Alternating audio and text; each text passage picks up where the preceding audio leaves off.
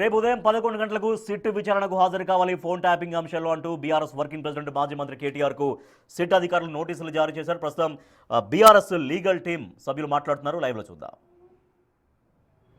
Sudden గా SIT ఎందుకు వేస్తున్నారో తెలియదు.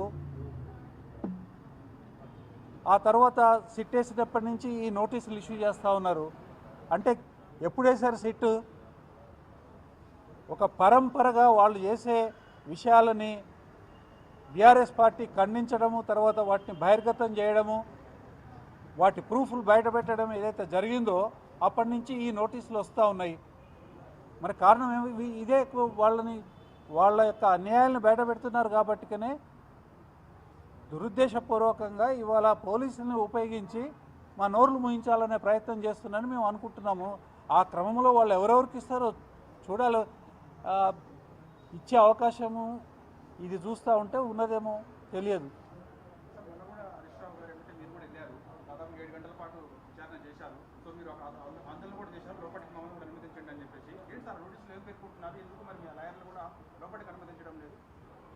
లాయర్లని లోపలికి అనుమతించాలి. ఇవాళ మేము అడిగాము, ఈ నోటీస్ ఇచ్చినప్పుడు ఫోన్లో మాట్లాడి లాయర్ని అలో చేయండి అని అంటే, విట్నెస్గా మేము విచారణ చేస్తూ ఉన్నాము, విట్నెస్కి లాయర్ ఎందుకండి అని వెంకటగిరి గారు ఫోన్లో, లాయర్ అవసరం లేదండి, విట్నెస్కి ఇవ్వము, మేము అక్యూజ్డ్ అయితే ఇస్తాము అని ఒక మాట చెప్పినారు. తర్వాత మేము ఇంకోటి కూడా చెప్పాము, మీరు ఎంత సమయం విచారణ చేస్తున్నారో చెప్పాలండి.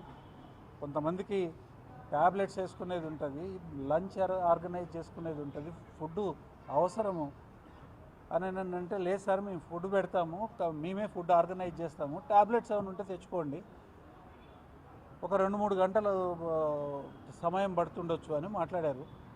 చూస్తాము. వాళ్ళు రేపు కూడా ఇదే పద్ధతిలో ఒక లిమిట్లెస్గా అక్కడ కూర్చోబెట్టి 4:30 కన్నా ఎక్కువసేపు విచారణ చేయకూడదండి. సాయంత్రం 4:30కి వదిలేసేలా ఏమైనా ఉంటే రేపటికి రమ్మని చెప్పాలి. అది వదిలేసేసేసి మేము ఎంత లెంత్ ఆఫ్ టైం అయినా చేస్తామనంటే కోర్టు పర్మిషన్ తీసుకోవాలి దానికి. ఇప్పుడు ఈవెన్ పోలీస్ కస్టడీలో చేసే వాటికే టైమింగ్స్ ఉంటాయి. ఒక పర్టికులర్ టైం తర్వాత సాయంత్రము విచారణ ఆపేయాల్సిన అవసరం ఉంటుంది. అదంతా లేకుండా ఇష్టానుసారంగా చేస్తూ ఉన్నారు. చట్టాన్ని చేతిలోకి కాంగ్రెస్ పార్టీ తీసుకున్నది. వాళ్ళ స్వప్రయోజనాల కోసం, వాళ్ళ అక్రమాలని ప్రశ్నించకుండా ఉండేదానికోసము పోలీసు వ్యవస్థని వెపన్ లాగా ప్రతిపక్షాల మీద ఉపయోగిస్తున్నది. దాన్ని మేము ఖండిస్తున్నాం. Thank you. చాలా లోతైన విచారణ జరుగుతుంది అని చెప్పేసి, సో ఇప్పుడు దాంట్లో భాగంగా ఇవన్నీ నోటీసులు అనుకోవచ్చా? హరీష్ రావు కానీ కేటీఆర్ కానీ లోతైన విచారణ చేసుకోవాలండి. 2 సంవత్సరాల నుంచి జరుగుతూనే ఉంది. అప్పుడంతా చేయని లోతైన విచారణ ఇప్పుడు జరుగుతుందంటే అప్పుడు ఎందుకు జరగలేదు కారణాలు చెప్పాలి.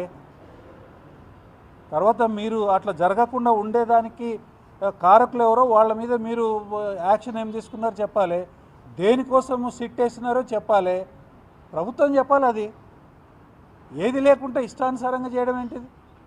విచారణ అనేది హింసకి అంటే హింసాయుతంగా ఉండదు. ఎదుటి వాళ్ళని హింసించే దానికోసమో, లేకపోతే ఎదుటి వాళ్ళని ఇబ్బంది పెట్టేదానికోసమో, హరాస్ చేసేదానికోసం ఉండకూడదు. విచారణ అనేది నిజాన్ని నిగ్గుదేల్చేదానికి ఉండాలి. 2 సంవత్సరాలలో ఏం చేసినారు? ఇవాళ ఇంత తొందరగా ఎందుకు చేయాలి? కాబట్టి ఏదైనా పారదర్శకంగా ఉండాలి, సహేతుకంగా ఉండాలి, రీజనబుల్గా ఉండాలి, రేషనల్గా ఉండాలి. మరి ఈ రెండింటిని ఉంచమని అడిగితే కూడా చాలా సెన్సిటివ్గా మాట్లాడితే కష్టమవుతుంది. Thank you.